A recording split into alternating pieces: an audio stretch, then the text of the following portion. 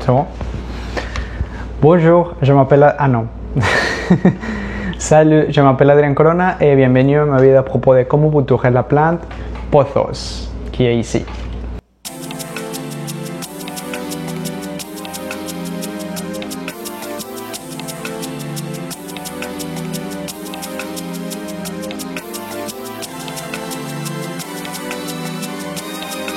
D'abord, on sait déjà très bien que la plante pothos est vraiment résistante, elle est vraiment facile à entretenir et également la manière de bouturer la plante pothos est vraiment facile.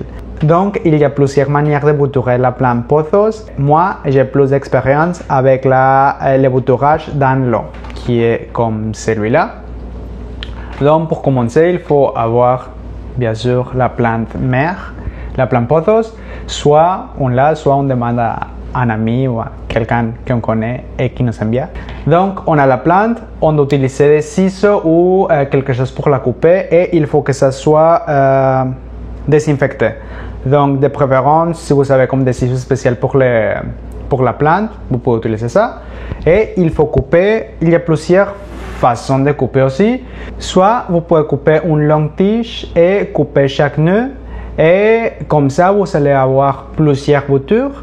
Soit vous pouvez couper plusieurs tiges de différentes longueurs. Comme ça, vous allez avoir comme une plante un peu plus fournie et qui pourrait déjà tomber. Sinon, vous allez avoir une plante comme celui-là, par exemple, qu'il n'y a pas vraiment comme des feuilles qui tombent. C'est plutôt comme des petits bouturages, des petites boutures qui sont en train de pousser. Donc, ça c'est à vous, ça c'est complètement à vous. Donc pour commencer, je vais couper quelque chose ici de cette plante ou de celui-là. C'est mieux si je coupe. Je viens de faire ma vidéo en espagnol, donc c'est pour ça que c'est déjà un peu sale, mais je voulais comme profiter de la journée pour filmer aussi la vidéo en français. Et donc je m'excuse pour ça.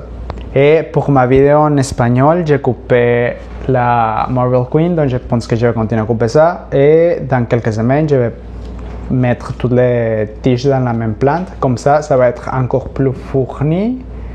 Et je vais couper ici. Mais en bref, j'ai coupé en dessous les nœuds. Ici, c'est les nœuds. C'est les nœuds.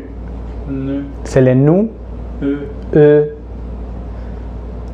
Ici, c'est les nœuds. Et donc, j'ai coupé ici. Ici, c'est la place où il y aura le développement des racines. Donc, vous allez voir la feuille, c'est la tige et c'est les nœuds. Et il y a déjà une racine qui pousse là. Donc, je vais couper ici. Ici, il y a deux places où il y aura sûrement des racines. Je peux couper également ici. Ici, il y a seulement une place pour le développement des racines et je vais couper un autre par là. Comme ça, je vais avoir à la fin 4 petites boutures de pothos à développer. Donc, une fois qu'on a ça, je n'ai pas vraiment beaucoup d'espace, comme vous pouvez voir, désolé. On prend un contenant avec de l'eau et on met la bouture ici. C'est super important que les nœuds, c'est la place où il doit comme être exactement dans l'eau. Sinon, ça ne va pas marcher.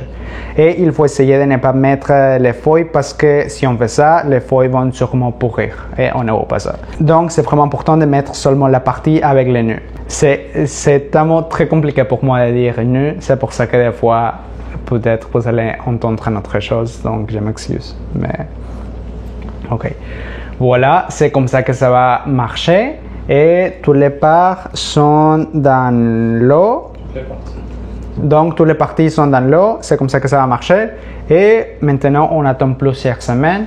Je dirais entre 4 semaines et 6 semaines, ça dépend de la saison. Si c'est l'hiver, ça va prendre plus de temps. Si c'est le printemps, ça va être beaucoup plus rapidement sûrement. Donc, voilà, après quelques semaines, dans mon cas, c'était 6 semaines. Voilà les développements des racines. Comme vous pouvez voir, il y en a vraiment partout. Et c'est ça la chose qu'on vous en fait. on veut un très bon système de racines et comme ça, il y aura plus de probabilité que ça va marcher une fois qu'on le transporte dans la terre. En fait, même ici, je pense qu'il y en a comme 5 ou 6. Il y a déjà des développements de nouvelles feuilles également, comme vous pouvez voir ici. Donc, je trouve que c'est super joli et mignon. J'ai beaucoup comme de conteneurs comme ça avec plein de boutures partout dans la maison. Et je ne sais pas, je pense que c'est vraiment joli. Donc, une fois qu'on a les boutures prêtes pour être potées, on doit trouver comme les pots de la taille plus idéale. Celui-là, vu qu'il n'y a pas beaucoup, je peux dire qu'un pot en 4 pouces, ça pourrait marcher. Soit un pot en terre cuite, soit un pot en plastique. Celui-là, honnêtement, je pense que j'ai déjà assez de pots. Alors, sûrement, ce que je vais essayer de faire, c'est l'échanger. C'est pour ça que j'ai utilisé un pot en plastique. Donc, si vous allez utiliser un pot en terre cuite ou en plastique, il faut que le pot ait des trous dans le fond, comme celui-là. Après, on utilise un mélange de terreau tropical. Les mélanges tropicaux, d'habitude, il y a déjà des perlites et ça aide à améliorer le drainage des pots et de la plante. C'est comme ça qu'on va éviter des problèmes de faire pourrir les racines avec les perlites ou des autres éléments qui aident à éviter que le terreau soit très humide très longtemps. Donc, on commence, on met une couche dans le fond. Après, on peut mettre toutes les nouvelles boutures dans la terre. Et après, on continue à mettre... Il n'y a pas beaucoup de terre parce que j'utilise un peu pour l'autre. Donc, je m'excuse si je dois prendre un peu de terre d'ici. Mais c'est vraiment facile. Une fois que ça va être prêt, je vous conseille plutôt les premières 12 semaines de la traiter comme comme une plante bébé. Donc, c'est-à-dire que vous devriez la garder un peu plus humide pendant les premières 12 semaines. Il ne faut pas la laisser trop sécher parce que sinon, vu que les racines viennent d'être rempotées de l'eau, ils ne sont pas du tout habitués à la terre comme très sèche. Donc, il faut faire attention à ça. Mais ça prend seulement à période de 12 semaines, quelque chose comme ça. Et je pense que ça c'est parfait. Il va manquer seulement un peu plus de terre. Par là.